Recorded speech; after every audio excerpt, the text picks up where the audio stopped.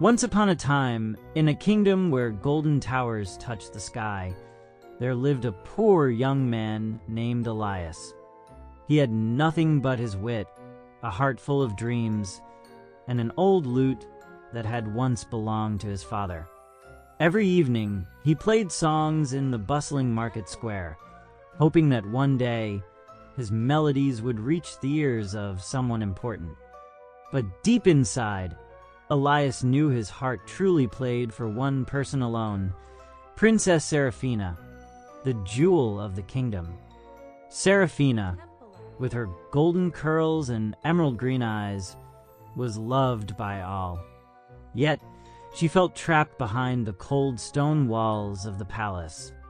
One night, disguising herself in a simple cloak, she sneaked out to explore the world beyond the gates. Drawn by the music, she stopped in the square, her heart skipping a beat as she saw Elias lost in his melody.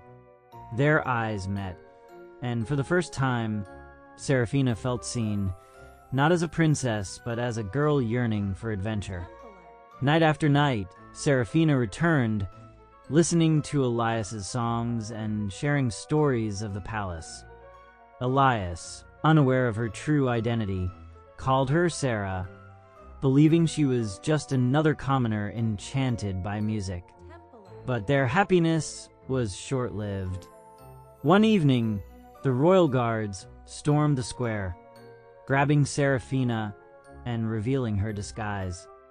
Elias's heart pounded as he watched her being dragged away, the truth crashing down upon him the next day.